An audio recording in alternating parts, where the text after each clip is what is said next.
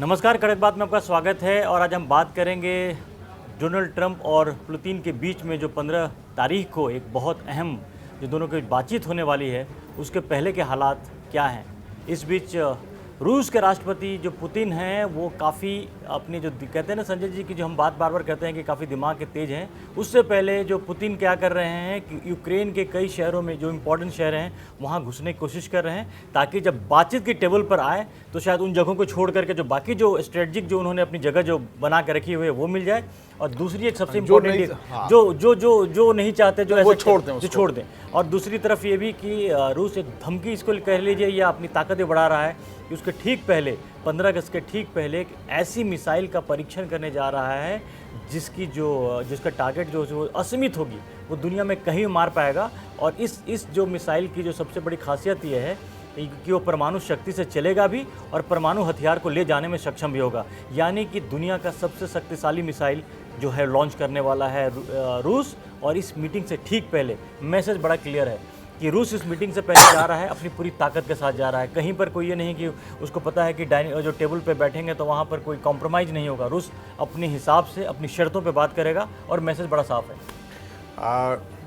देखिए, कल मैं एक खबर बना रहा था, तो उस खबर में है कि अब तक ट्रंप और पुतिन के बीच में 5-6 मुलाकातें हो गई हैं। और उन हर मुलाकात में पुतिन की बॉडी लैंग्वेज और ट्रंप की बॉडी लैंग्वेज को जब लोगों ने देखा तो ऐसा लगा कि पुतिन कंट्रोल कर रहे हैं चीज़ों को और ट्रंप जो पुतिन चाह रहे हैं वो ट्रंप कर रहे हैं। बॉडी लैंग्वेज लोगों को ऐसी लगी और उसमें पुतिन ने जैसा चाहा वैसी अपनी बातें मनवाई। तो कुल मिला के मामला यह है कि पुतिन की जो पूरी की पूरी एक पर्सनालिटी है और जिस तरह से रसिया में एक व्यक्तित्व का विकास होता है, और खासकर वो केजीबी के जासूस थे, तो उनका जो पूरा और फिर राष्ट्रपति बन गए, तो उनकी जो पूरी एक पर्सनालिटी बनी, वो पर्सनालिटी में बहुत ढेर सारी लेयर्स हैं। वो लेयर्स जो है उसमें एक जासूस भी बैठा हुआ है, एक शक्तिशाली नेता बैठा हुआ है, एक गजब की पर्सनालिटी वाला कंट्रोलिंग आदमी बैठा हुआ है, एक ऐसा आदमी बैठा हुआ है जो जानता है कि बॉडी लैंग्वेज कब कहाँ कैसे दिखानी है और उसका क्या इम्पैक्ट पड़ना है। तो मुझको लगता है कि पुतिन इस समय दुनिया भर में जितने नेता हैं उसमें शायद सबसे ताकतवर तो खैर वो है ही हैं, स्मार्ट भी है, स्मार्ट है। सबसे बड़ी बात स्मार्ट है, दिमागदार है। रणनीतियाँ जितनी उनके दिमाग में चलती हैं उतनी शायद ही दुनिया में किसी भी नेता के दिमाग में चल रही है। तभी तो ट्रंप ने चारों तरफ से घेरने की कोशिश की। 3.5 साल से ज़्यादा जो यूक्रेन के साथ युद्ध चल रहा है, इन बीते 3.5 वर्षों में अमेरिका ने पूरी ताकत लगा दी। नेटो से लेकर के तमाम दुनिया की जितनी शक्तियां हैं उसको रूस पे प्रतिबंध भी लगा दिया, सब कुछ कर दिया। लेकिन पुतिन टस से मस नहीं हुए। उन्होंने जो चाहा जैसे चाहा वो यूक्रेन के खिलाफ वो कार्रवाई करते रहे। और अब स्थिति देखिए क्या था कि जिस समय ये वॉर शुरू हुआ उस समय रूस का ये कहना था कि यूक्रेन गलत कर रहा है, वो नेटो के साथ जा रहा है, इसके लिए गलत कर रहा है। उसके बाद की जो स्थिति आई है कि 3.5 साल के बाद रूस जो है एक बड़ा हिस्सा जो यूक्रेन का है वहाँ पर कब्जा करके बैठ गया है। और अब जो बात होने वाली ये तो मानकर चलिए कि कहीं से भी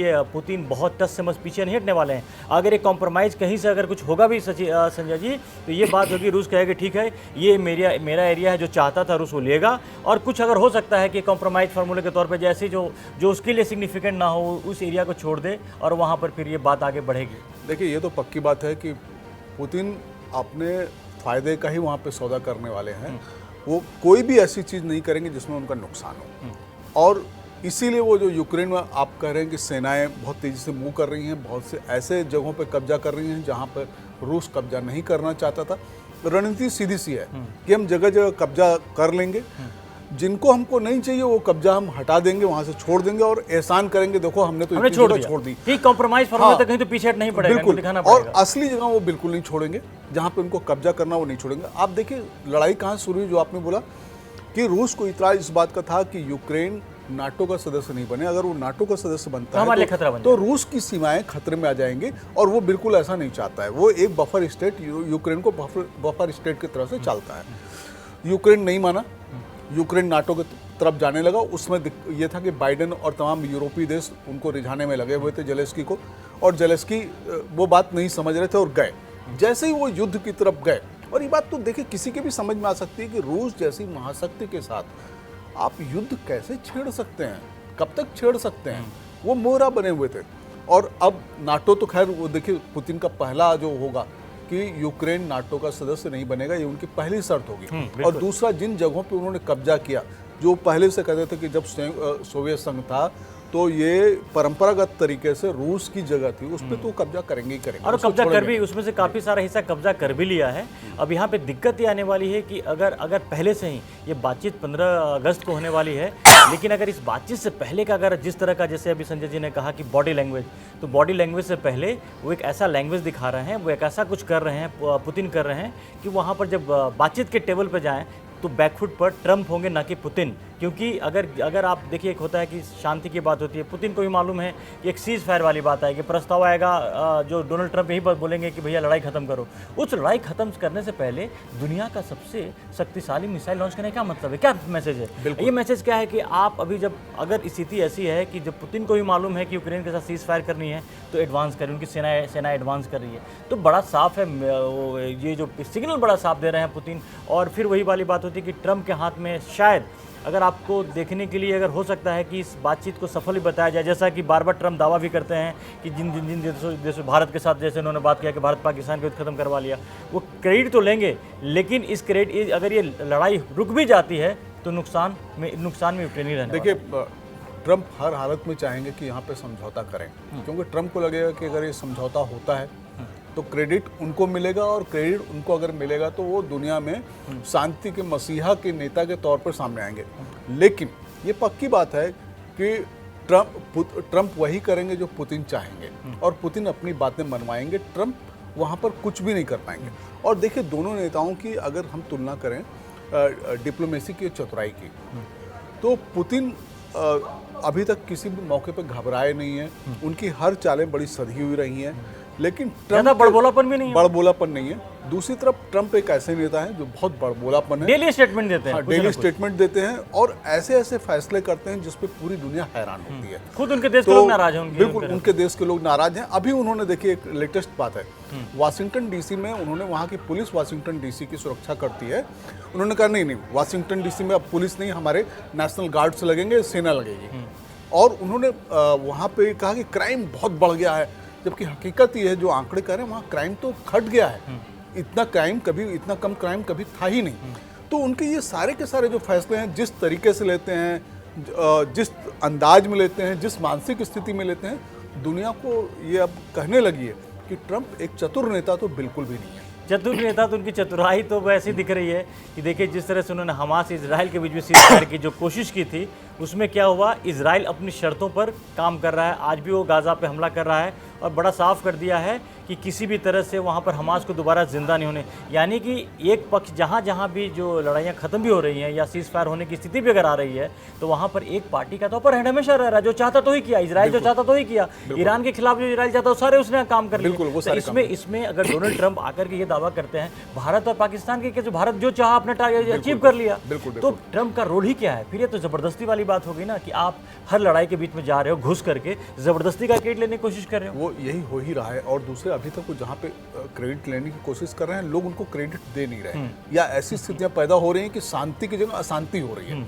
और दूसरे, एक बात ये अच्छी तरह से समझ लीजिए, अगर पुतिन अगर चाहेंगे तभी वो वार्ता सफल होगी, और वो वार्ता वहाँ पे पैक्ट अगर हो गया तो पूरी दुनिया में रूस और पुतिन दोनों का आभा मंडल इतना ज़्यादा बड़ा होगा, और इतने ज़्यादा वो मजबूत होंगे कि पूरी दुनिया का वर्ल्ड ऑर्डर आप देखिएगा फिर से चेंज हो जाएगा। और इसमें संजय जी, एक और बात यह है कि बेसिकली पुतिन की 3 देशों से ज़्यादा खतरा और लड़ाई, ये भी कह लीजिए, जिसको कॉम्पिटिटर भी मानता मजबूत 3 देश हैं, उसमें रसिया, भारत और चीन।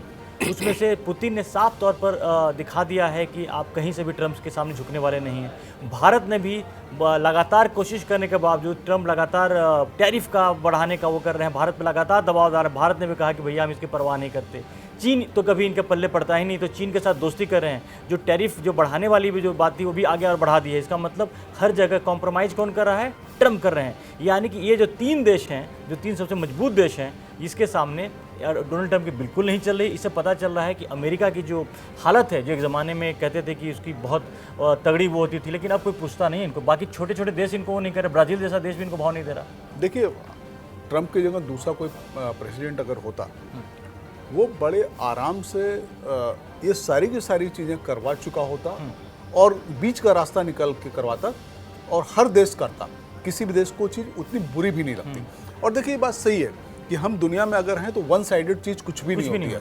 चीज़ें दोनों राष्ट्रों के फायदे के हिसाब से चलती हैं, बैलेंस चलती हैं, तभी ये दुनिया चलती है, दुनिया के व्यापार चलते हैं। लेकिन ट्रंप को थोड़ा सा मुगालता है कि वो बॉस हैं, दुनिया के बॉस है। हाँ वो दुनिया के बॉस हैं, जो कि नहीं है, ऐसा है नहीं, और उनको उसका जवाब भी मिल रहा है। जवाब मिल रहा है और यही हालत है कि जिस तरह से डोनाल्ड ट्रंप लगातार जो अपनी हरकतों की वजह से ब्रिक्स जो है उनके लिए बड़ा चैलेंज बन गया, क्योंकि ब्रिक्स जो है, ब्रिक्स का अगर पूरा जो ब्रिक्स के जो देश हैं वो पूरी दुनिया की इकॉनमी का करीब 36% जो है उसका उनका हिस्सा बनता है। और जो ब्रिक्स का जो वो 36.6 ट्रिलियन अमेरिका के आसपास का बनता है। तो कहीं ना कहीं पर ये जो ब्रिक्स का खतरा भी वो बना हुआ है। छोटे छोटे देश, दक्षिण अफ्रीका, ब्राज़ील जैसे देश भी जो हैं वो अमेरिका से डर नहीं रहे हैं, वो ब्रिक्स के साथ हैं, भारत, चीन और रूस के साथ खड़े हुए हैं। इसके जाहिर हो गया कि अब डोनाल्ड ट्रंप के पास रास्ते बहुत ज़्यादा बचे नहीं हैं। जिस तरह से उनकी लगातार उनकी साख गिरती जा रही है। एक चीज़ बस मैं यहाँ पे रोक रहा हूँ, डिस्कस करूँ। पुतिन और ट्रंप के बीच में अगर समझौता हो गया तो आप देखिएगा कि रूस से प्रतिबंध हट जाएंगे और ब्रिक्स जो संगठन है इतनी मजबूती के साथ उभरेगा और रूस उसमें इतनी तेजी के साथ मजबूत लीडर के साथ उसकी अगुवाई करेगा कि ट्रंप को फिर उसको पकड़ना बहुत मुश्किल होगा। वही वाली बात है कि चले जहाँ से ट्रंप चले थे वहीं वापस को पहुँचेंगे, क्योंकि जो भारत ने जो टैरिफ लगाया है, एक्स्ट्रा टैरिफ भी लगाया है, उसमें भी पेंच ये है कि जब रूस के साथ कॉम्प्रोमाइज़ अगर होता है, रूस अगर लड़ाई रुक जाती है, जब रूस पर से प्रतिबंध हट जाएगा तो फिर भारत पर टैरिफ का क्या मतलब हो रह जाता है। तो तमाम चीज़ें आप मिला जुला के जो आने वाले दिनों में आप देखेंगे कि डोनाल्ड ट्रंप ने जितनी कोशिशें की वो घूम फिर करके वहीं के वहीं पहुंच जाएंगे। और जितनी बड़ी बड़ी बातें कर रहे थे कि एक शांति ला देंगे और तमाम जो चीज़ें मिला जुला कर यही नतीजा ही निकलेगा कि अमेरिका की साख अगर यहाँ अगर इतना थी तो साख उनकी इतनी होने वाली है, और इसके लिए जिम्मेदार कोई और नहीं, वहाँ के राष्ट्रपति डोनाल्ड ट्रंप हैं। तो आप अब ये काफ़ी, अब तो ज़्यादा समय नहीं रह गया, 2-3 दिन का वक्त बचा है। 15 अगस्त को दोनों मिलेंगे और पूरी दुनिया की इस पर नज़र है, क्योंकि यहाँ से हो सकता है कि एक नया रास्ता निकल के आए और उस रास्ते पे बाकी जो देश हैं तो मजबूती से निकलेंगे, लेकिन नुकसान अमेरिका का होने वाला है। तो इस खबर पर हमारी नज़र बनी रहेगी, आप भी नज़र बनाए रखिए। और अगर आपने कड़क को सब्सक्राइब नहीं किया है तो सब्सक्राइब कीजिए, और हम इस खबर को और बाकी जो अपडेट्स को लेकर के हम आपके सामने फिर हाजिर होंगे। तब तक के लिए धन्यवाद।